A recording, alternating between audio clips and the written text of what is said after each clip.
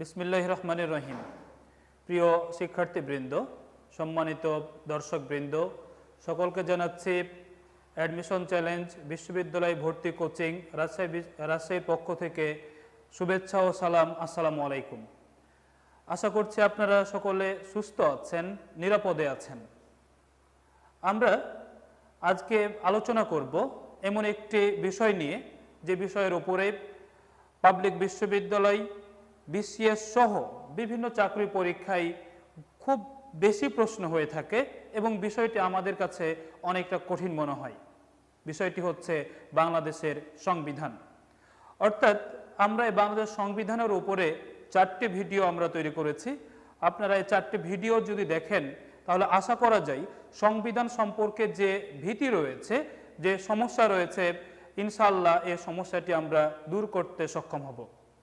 আমরা এই ভিডিওটি হচ্ছে আমাদের সংবিধানের প্রথম পার্টের ভিডিও। আমরা আলোচনায় চলে যাচ্ছি সংবিধান নিয়ে। প্রথমে আমাদের জানা প্রয়োজন সংবিধান কি। সংবিধান কি জানার আগে আমাদের জানতে হবে সরকারের বৈশিষ্ট্যসমূহ।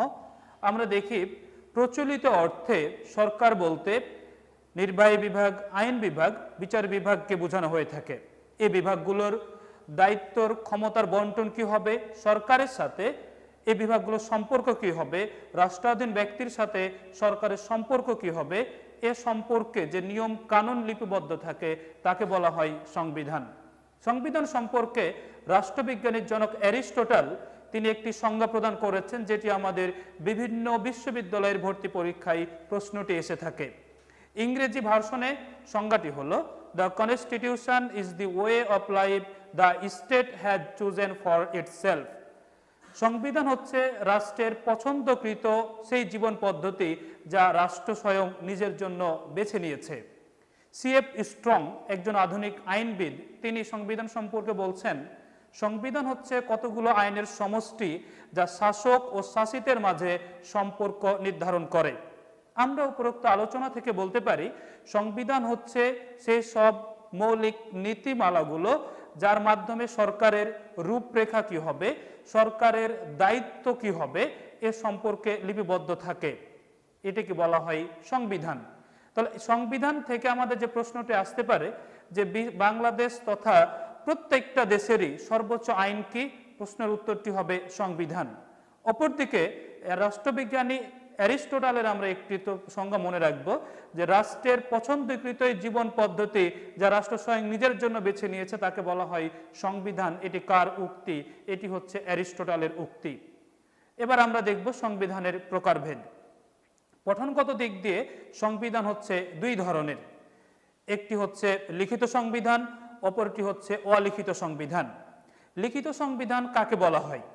যে সংবিধানের মৌলিক নীতিগুলো অধিকাংশই লিখিত, এটি নির্দিষ্ট কর্তৃপক্ষ কর্তৃক নির্দিষ্ট দিনে অনুমোদন করিয়ে নেওয়া হয়, তাকে বলা হয় লিখিত সংবিধান। এটি দলিল আকারে দেখানো সম্ভব হয়। বিশ্বের সবচেয়ে প্রাচীন তথা সর্বপ্রথম লিখিত সংবিধান হচ্ছে মার্কিন যুক্তরাষ্ট্রের সংবিধান। আমাদের বাংলাদেশের সংবিধানটিও লিখিত সংবিধান, কারণ বাংলাদেশ সংবিধান তৈরি করার জন্য একটি গণপরিষদ ছিল এবং এটি নির্দিষ্ট দিনে তথা 4 নভেম্বর 1972 সালে গৃহীত বা অনুমোদন করিয়ে নেওয়া হয়েছে। তাহলে বাংলাদেশ সংবিধানটা কি ধরনের? বাংলাদেশ সংবিধানটি হচ্ছে লিখিত সংবিধান। অপরদিকে অলিখিত সংবিধানটা কি? অলিখিত সংবিধান হচ্ছে যে সংবিধানের অধিকাংশই মৌলিক নীতি অলিখিত এবং এটি নির্দিষ্ট কর্তৃপক্ষ কর্তৃক রচিত নয়, বরং নির্দিষ্ট দিনে অনুমোদন করিয়ে নেওয়া হয় নাই, তাকে বলা হয় অলিখিত সংবিধান। যেমন ব্রিটেন, সৌদি আরব, স্পেন, এসব দেশের সংবিধান হচ্ছে অলিখিত সংবিধান। কিন্তু অলিখিত মানে তাদের সব কিছুই যে অলিখিত আছে, যখন যেটা মনে হলো তারা সে বিষয়ের আইন প্রণয়ন করবেন, বিষয়টি এমন নয়। অলিখিত সংবিধানের মূল উৎসগুলো হচ্ছে, যেমন ব্রিটেনের সংবিধান, তারা মূল উৎস হিসাবে যেটি গ্রহণ করে থাকেন the Magna Carter, the bill of rights, the petition of rights প্রভৃতি আইনগুলোকে তারা মেনে থাকেন। এছাড়াও তাদের প্রথা, আচার, রীতিনীতিকে সংবিধানের উৎস হিসাবে তারা মেনে নেয়। তাহলে আমাদের যে পরীক্ষায় প্রশ্নটি হয় সংবিধান কত ধরনের, আমরা বলবো দুই ধরনের। একটি হচ্ছে লিখিত সংবিধান আর একটি হচ্ছে অলিখিত সংবিধান। আবার প্রশ্ন হয় যে বিশ্বের সবচাইতে প্রথম লিখিত সংবিধানের নাম কি?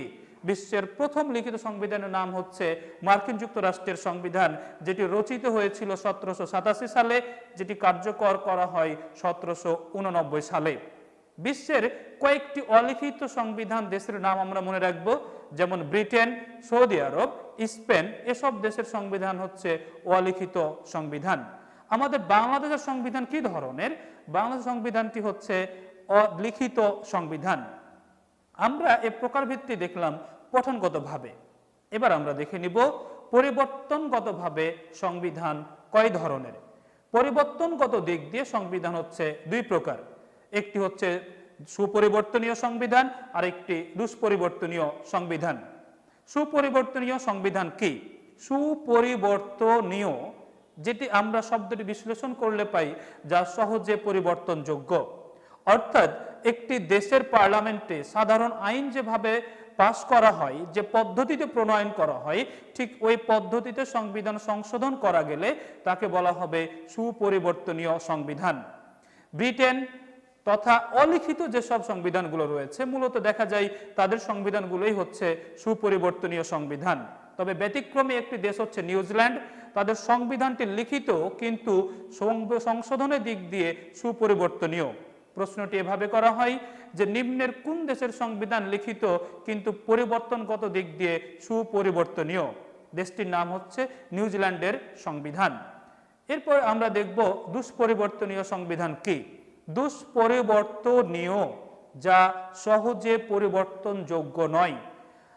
অর্থাৎ একটি দেশের পার্লামেন্টে সাধারণ আইন প্রণয়ন পদ্ধতি যেভাবে প্রণয়ন করা হয়, এভাবে সংবিধান সংশোধন করা না গেলে তাকে বলা হবে দুষ্পরিবর্তনীয় সংবিধান।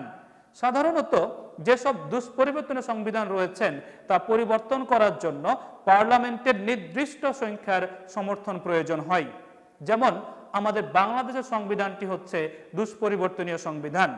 বাংলাদেশ সংবিধান পরিবর্তন করার জন্য সংবিধানের 142 নম্বর অনুচ্ছেদে স্পষ্ট বলা রয়েছে মোট সংসদ সদস্যের 2/3 সমর্থন প্রয়োজন হবে। অর্থাৎ আমাদের বাংলাদেশের জাতীয় সংসদের মোট আসন 350টি, এর মধ্যে সংবিধান সংশোধন করার জন্য ন্যূনতম 234 জন সংসদ সদস্যের সমর্থন প্রয়োজন হয়। এটিকে বলা হচ্ছে দুষ্পরিবর্তনীয় সংবিধান। তাহলে সংবিধানের সংজ্ঞা এবং প্রকারভেদ থেকে যে প্রশ্নগুলো আমাদের বিভিন্ন সময় বিশ্ববিদ্যালয়ের ভর্তি পরীক্ষায় এসেছে এবং অন্যান্য চাকরি পরীক্ষাও এসেছে, আমরা এগুলো এক নজরে দেখে নিব। রাষ্ট্রবিজ্ঞানী জনক অ্যারিস্টটলের সংজ্ঞাটি আমরা মনে রাখব, কারণ এটি অনেকবার প্রশ্ন এসেছে। সংজ্ঞাটি হচ্ছে the constitution is the way of life the state has chosen for itself. সংবিধান হলো রাষ্ট্রের এমন একটি জীবন পদ্ধতি যা রাষ্ট্র স্বয়ং নিজের জন্য বেছে নিয়েছে। এটি কার উক্তি?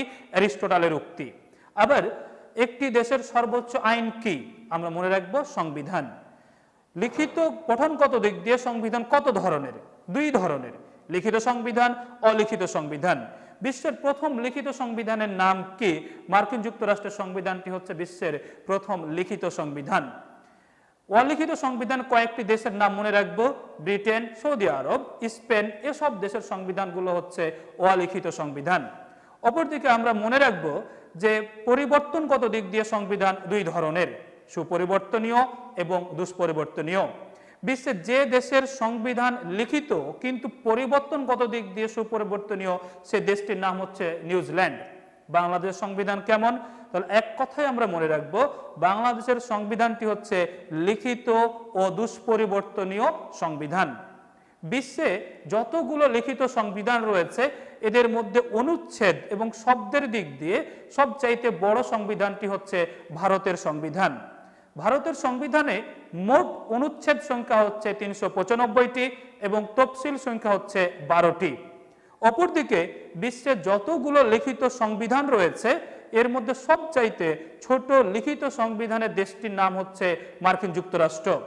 1789 সালে যখন যুক্তরাষ্ট্র সংবিধান কার্যকর করা হয়, তখন তাদের সংবিধানে মোট অনুচ্ছেদ সংখ্যা ছিল 7টি। পরবর্তীতে আরো 26টি সংশোধনী করে 26টি অনুচ্ছেদ তারা যুক্ত করেছেন। বর্তমানে মার্কিন যুক্তরাষ্ট্রের সংবিধানের অনুচ্ছেদ সংখ্যা হচ্ছে 33টি। তাহলে আমরা এক কথায় মনে রাখবো, বিশ্বের সবচাইতে বড় সংবিধান ভারতের, বিশ্বের সবচাইতে ছোট বা ক্ষুদ্রতম লিখিত সংবিধান, তার নাম হচ্ছে মার্কিন যুক্তরাষ্ট্র। এবার আমরা দেখব আমাদের বাংলাদেশের সংবিধান এর রচনার ইতিহাস। বাংলাদেশ সংবিধান যেটি বর্তমান সংবিধান, এটি কার্যকর হয় 16 ডিসেম্বর 1972 সালে। এই সংবিধান কার্যকর হওয়ার আগে আমরা আরো দুটি সংবিধান পাই, যেগুলোকে আমরা অন্তর্বর্তীকালীন সংবিধান হিসাবে বলে থাকি। এর একটি হচ্ছে স্বাধীনতার ঘোষণাপত্র, যেটি 10 এপ্রিল 1971 সালে ঘোষণা করা হয়েছিল। দ্বিতীয়টি হচ্ছে অস্থায়ী সংবিধান আদেশ, যেটি দেওয়া হয়েছিল 11 জানুয়ারি 1972 সালে। আমরা প্রথমে দেখে নিব আমাদের অন্তর্বর্তীকালীন প্রথম সংবিধান স্বাধীনতার ঘোষণাপত্রতে কি ছিল। বাংলাদেশের স্বাধীনতার ঘোষণাপত্র জারি করা হয় 10 এপ্রিল 1971 সালে। এই ঘোষণাপত্রে সরকারের রূপরেখা, সরকারের শাসন পদ্ধতি সম্পর্কে বলা হয় বাংলাদেশের সরকারটি হবে রাষ্ট্রপতি শাসিত সরকার। এবং এখানে আরেকটি বিষয় স্পষ্ট করে বলা হয় যে সরকার যেটা রয়েছে বাংলাদেশ একটি সার্বভৌম প্রজাতন্ত্র। প্রথমবারের মতো 10 এপ্রিল 1971 সালে বাংলাদেশ একটি সার্বভৌম প্রজাতন্ত্র হিসেবে বলা হয়েছে। এখান থেকে আমাদের তিনটি প্রশ্ন হতে পারে। স্বাধীনতার ঘোষণাপত্র কখন জারি করা হয়?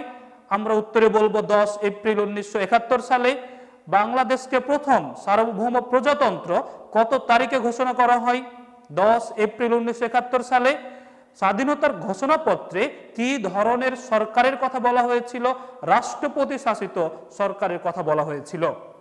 এবার আমরা দেখে নেব অন্তর্বর্তী দ্বিতীয় সংবিধান, যাকে আমরা বলছি সংবিধানের অস্থায়ী সংবিধান আদেশ। এটি 11 জানুয়ারি 1972 সালে জাতির জনক বঙ্গবন্ধু শেখ মুজিবুর রহমান জারি করেছিলেন। তার আগে আমরা একটু তথ্য জেনে নেব। আমরা জানি 25 মার্চ 1971 সালে দিবাগত রাতে অপারেশন সার্চলাইট পাকিস্তান শোষক গোষ্ঠী শুরু করলে বাংলাদেশের মুক্তিযুদ্ধ শুরু হয়ে যায়। এ সময়ে বঙ্গবন্ধু ওয়্যারলেসের মাধ্যমে তিনি স্বাধীনতার ঘোষণা দেন। স্বাধীনতা ঘোষণার কয়েক ঘন্টা পরেই বঙ্গবন্ধুকে 26 মার্চ প্রথম প্রহরে পাকিস্তান বাহিনী গ্রেপ্তার করেন এবং তাকে 26 মার্চ ঢাকা থেকে করাচিতে নিয়ে যাওয়া হয় এবং তিনি করাচির মেওয়ালি কারাগারে এবং লায়ালপুর কারাগার সহ বিভিন্ন স্থানে পাকিস্তানে বন্দী ছিলেন। বিশ্ব জনমতের চাপে 8 জানুয়ারি 1972 সালে পাকিস্তান সরকার বঙ্গবন্ধু শেখ মুজিবুর রহমানকে মুক্তি দেন। ওই সময় পাকিস্তান থেকে বাংলাদেশের সাথে সরাসরি কোনো বিমান যোগাযোগ ছিল না। এই কারণে বঙ্গবন্ধুকে প্রথমে লন্ডনে এবং পরে ভারতের দিল্লি হয়ে আমাদের ঢাকাতে পৌঁছেছিলেন 10 জানুয়ারি 1972 সালে। এই দিনটিকে বাংলাদেশে বর্তমানে স্বদেশ প্রত্যাবর্তন দিবস হিসাবে পালন করা হয়। আমাদের একটি প্রশ্ন হয়, স্বদেশ প্রত্যাবর্তন দিবস কত তারিখ? আমরা মনে রাখবো 10 জানুয়ারি। বঙ্গবন্ধু বাংলাদেশে আসার পরেই পরদিন তথা 11 জানুয়ারি 1972 সালে তিনি অস্থায়ী সংবিধান আদেশ জারি করলেন। এই অস্থায়ী সংবিধান আদেশের মাধ্যমে 12 সংবিধান আদেশের মাধ্যমে 12 জানুয়ারি 1972 সালে বঙ্গবন্ধু শেখ মুজিবুর রহমান রাষ্ট্রপতি পদ থেকে পদত্যাগ করলেন। নতুন রাষ্ট্রপতি হিসাবে দায়িত্ব নিলেন একই দিনে বিচারপতি আবু সাইদ চৌধুরী এবং বিচারপতি আবু সাইদ চৌধুরী তিনি প্রধানমন্ত্রী হিসাবে বঙ্গবন্ধু শেখ মুজিবুর রহমানকে 12 জানুয়ারি 1972 সালে নিয়োগ দিলেন। তাহলে প্রশ্ন যদি হয় যে বঙ্গবন্ধু প্রধানমন্ত্রীর দায়িত্বভার গ্রহণ করেছিলেন কত তারিখ? আমরা উত্তরে বলবো 12 জানুয়ারি 1972 সালে এটি গ্রহণ করেছিলেন। ওই সময়ে আমাদের রাজনীতিবিদ, রাষ্ট্র পরিচালনার কাঠামো সকলের একটি মূল উদ্দেশ্য ছিল যত দ্রুত সম্ভব সময়ের মধ্যে একটি সংবিধান প্রণয়ন করা। এ লক্ষ্যে 23 মার্চ 1972 সালে প্রেসিডেন্ট আবু সাইদ চৌধুরী তিনি গণপরিষদের আদেশ জারি করেন। এখানে আমরা একটি প্রচলিত ভুল দেখি যে অনেক বইয়ে উল্লেখ করা হয় যে গণপরিষদের আদেশ কে কখন জারি করেছিলেন। অনেক বইয়ে আমরা দেখতে পাই যে বঙ্গবন্ধু শেখ মুজিবুর রহমান করেছিলেন 23 মার্চ 1972 সালে। তথ্যটি সঠিক নয়। সঠিক হচ্ছে যে প্রেসিডেন্ট এটি করতে পারেন, রাষ্ট্রপতি করতে পারেন, রাষ্ট্রপতি শাসিত বা ব্রিটিশ শাসন পদ্ধতি সরকারে এটি করতে পারেন। তাহলে আমাদের ওই সময় যিনি রাষ্ট্রপতি ছিলেন তিনি এটা করেছেন। অর্থাৎ আমরা এখন থেকে মনে রাখব যে গণপরিষদের আদেশ জারি করেন প্রেসিডেন্ট আবু সাইদ চৌধুরী। কত তারিখ করেছেন? 23 মার্চ 1972 সালে এটি জারি করেন। আমরা এই তার আদেশের ফলে 10 এপ্রিল 1972 সালে গণপরিষদের প্রথম অধিবেশন বসে এবং এই অধিবেশনে মোট 403 জন সদস্য ছিল। তাহলে প্রশ্ন যদি হয় গণপরিষদের প্রথম অধিবেশন কত তারিখ বসেছে? 10 এপ্রিল 1972 সালে। গণপরিষদের প্রথম অধিবেশনে মোট কতজন সদস্য উপস্থিত ছিলেন? 403 জন সদস্য উপস্থিত ছিলেন। গণপরিষদের প্রথম অধিবেশনের সভাপতি ছিলেন মাওলানা আব্দুর রশিদ তর্কবাগিস, প্রথম স্পিকার ছিলেন শাহ আব্দুল হামিদ, প্রথম ডেপুটি স্পিকার ছিলেন মোহাম্মদুল্লাহ। গণপরিষদের নেতা ছিলেন বঙ্গবন্ধু শেখ মুজিবুর রহমান। 11 এপ্রিল 1972 সালে গণপরিষদ 34 জন সদস্যকে বিশিষ্ট একটি সংবিধান প্রণয়ন কমিটি গঠন করেন। তাহলে সংবিধান প্রণয়ন কমিটি কখন গঠিত হয়? 11 এপ্রিল 1972 সালে। কতজন সদস্য ছিল? 34 জন সদস্য ছিলেন। এই কমিটির প্রধান করা হলেন ডক্টর কামাল হোসেনকে। এই কমিটির দুইটি তথ্য আমরা মনে রাখব। এই কমিটির একমাত্র বিরোধী দলীয় সদস্য ছিলেন সুরঞ্জিত সেন গুপ্ত। তিনি ওই সময়ে national Awami Party NAP Muzaffar থেকে নির্বাচিত গণপরিষদের সদস্য ছিলেন। আমরা জানি পরবর্তীতে তিনি আওয়ামী লীগে যোগদান করেছেন, একাধিকবার সংসদ সদস্য হয়ে একাধিকবার মন্ত্রিত্ব তিনি লাভ করেছিলেন। কিন্তু গণপরিষদ যখন গঠিত হয় বা সংবিধান প্রণয়ন কমিটি যখন গঠিত হয় তখন Suranjit Sen Gupta National Awami Party NAP Muzaffar থেকে নির্বাচিত সদস্য ছিলেন। 34 জন সংবিধান প্রণয়ন কমিটির মধ্যে একমাত্র নারী সদস্য ছিলেন, তিনি হচ্ছেন বেগম রাজিয়া বানু। এই সংবিধান প্রণয়ন কমিটিকে বলা হলো যত দ্রুত সম্ভব একটি সংবিধান তৈরি করতে। সংবিধান প্রণয়ন কমিটির সভাপতি ডক্টর কামাল হোসেন, তিনি যুক্তরাজ্য এবং ভারত সফর করে আসেন এবং 17 এপ্রিল 1972 সালে সংবিধান প্রণয়ন কমিটি তারা প্রথম বৈঠক করেন। এভাবে করে 47টি বৈঠকে 300 ঘন্টা সময় ব্যয় করে সংবিধান প্রণয়ন কমিটি 10 জুন 1972 সালে প্রাথমিক খসড়া সংবিধান তৈরি করেন, যেটি চূড়ান্ত খসড়া তৈরি করা হয় 11 অক্টোবর 1972 সালে। গণপরিষদের দ্বিতীয় অধিবেশনে 12 অক্টোবর 1972 সালে ডক্টর কামাল হোসেন খসড়া সংবিধানটি উত্থাপন করেন।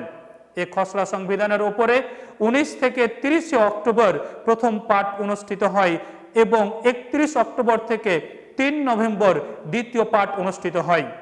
4 নভেম্বর 1972 সালে গণপরিষদে আমাদের এই বর্তমান সংবিধানটি গৃহীত হয়, অনুমোদিত হয়। এ কারণে প্রতি বছর এই সংবিধানটিকে এই দিনটিকে জাতীয় সংবিধান দিবস হিসাবে পালন করা হয়ে থাকে। প্রশ্ন হয় আমাদের যে জাতীয় সংবিধান দিবস কত তারিখ? আমরা উত্তরে বলবো 4 নভেম্বর। আবার প্রশ্ন হয় বাংলাদেশ সংবিধান কত তারিখে গৃহীত বা অনুমোদিত হয়? 4 নভেম্বর 1972 সালে এটি গৃহীত বা অনুমোদিত হয়েছে। 15 ডিসেম্বর 1972 সালে গণপরিষদের সদস্যগণ খসড়া বা হস্তলিখিত সংবিধানে তারা স্বাক্ষর করেন এবং সংবিধানটি 16 ডিসেম্বর 1972 সালে কার্যকর করা হয়। এটি খুব একাধিকবার এই প্রশ্নটি এসেছে এবং এখনো আসছে, ভবিষ্যতেও আসবে। বাংলাদেশ সংবিধান কখন কার্যকর করা হয়েছে? 16 ডিসেম্বর 1972 সালে কার্যকর করা হয়েছে। আমাদের সংবিধানে রয়েছে একটি প্রস্তাবনা, 4টি মূলনীতি, 7টি তফসিল, 11টি অধ্যায় বা ভাগ, 18টি মৌলিক অধিকার, 153টি অনুচ্ছেদ বা ধারা রয়েছে। এবার আমাদের সংবিধানের ভিতরে আমরা একটু আলোচনায় যাব। সংবিধানের শুরুতে একটি প্রস্তাবনা রয়েছে। তাহলে প্রশ্ন হচ্ছে প্রস্তাবনা কি? প্রস্তাবনা হচ্ছে যে সংবিধান প্রণেতাগণ কি উদ্দেশ্যে সংবিধান রচনা করেছেন এবং এ সংবিধান রচনা করার পিছনে তাদের পটভূমি কি, ভূমিকা কি, তা যে দলিলে লিপিবদ্ধ করা হয় তাকে বলা হয় প্রস্তাবনা। বিশ্বের যে দেশের সংবিধানে প্রথম প্রস্তাবনা যুক্ত করা হয়েছিল সে দেশটির সংবিধানটির নাম হচ্ছে মার্কিন যুক্তরাষ্ট্রের সংবিধান। মার্কিন যুক্তরাষ্ট্রের সংবিধানে 1787 সালে প্রথম প্রস্তাবনা যুক্ত করা হয়। কিন্তু এখানে একটি তথ্য মনে রাখতে হবে, বাংলাদেশের সংবিধানের শুরুতে যে বাক্যটি লেখা রয়েছে সে বাক্যটি হচ্ছে বিসমিল্লাহির রহমানির রহিম। এই বাক্যটি লেখা রয়েছে, এরপরে রয়েছে একটি প্রস্তাবনা। তাহলে আমাদের জানতে যেটা হবে যে সংবিধানের প্রস্তাবনা কয়টি? একটি। বিশ্বে প্রথম কোন দেশের সংবিধানে প্রস্তাবনা যুক্ত করা হয়? মার্কিন যুক্তরাষ্ট্রের সংবিধানে প্রস্তাবনা যুক্ত করা হয়। প্রস্তাবনার শুরুতে বা প্রস্তাবনার উপরে কোন বাক্যটি লেখা রয়েছে? বিসমিল্লাহির রহমানির রহিম বাক্যটি লেখা রয়েছে। এবার আমরা দেখব সংবিধানের ভিতরে অনুচ্ছেদগুলো। কিন্তু অনুচ্ছেদগুলো আলোচনা করতে গিয়ে আমাদেরকে প্রথমে জেনে নিতে হবে অধ্যায় ভিত্তিক ভাবে অনুচ্ছেদগুলো, তাহলে আমাদের প্রশ্ন করা সহজ হবে, সংবিধান বোঝা সহজ হবে। কিছুক্ষণ আগে আমি বললাম যে সংবিধানের অধ্যায় বা ভাগ হচ্ছে 11টি। তাহলে এই 11টি অধ্যায় ভাগকে মনে রাখার জন্য আমরা একটি বাক্য নিজের মতো করে বলছি। বাক্যটি হলো পরা, মৌনী, আবেনী, মহাকর্ম, মহাকর্ম, সংবিবিধ। অর্থাৎ আপনাদের মনে রাখতে হবে যে এটি সংবিধানের কোনো বাক্য না, এটি হচ্ছে আমার নিজের মতো করে একটি বাক্য বলা, যার মাধ্যমে আপনারা অধ্যায়গুলো শিরোনামটা মনে রাখতে পারবেন। অর্থাৎ আমি বলছি এখানে 11টি আন্ডারলাইন করা আছে 11টি শব্দের নিচে, যেটি দিয়ে সংবিধানের 11টি অধ্যায় বা ভাগকে বোঝানো হয়েছে। পুরো বাক্যটি হচ্ছে পরা, মৌনী, আবেনী, মহাকর্ম, সংবিবিধ। আমরা প্রথম ভাগটা দেখে নিব। সংবিধানের প্রথম ভাগ হচ্ছে প্র দিয়ে প্রজাতন্ত্র। প্র দিয়ে প্রজাতন্ত্র অর্থাৎ প্রজাতন্ত্র 1 থেকে 7 নম্বর অনুচ্ছেদ, এর মধ্যে রয়েছে প্রথম ভাগ।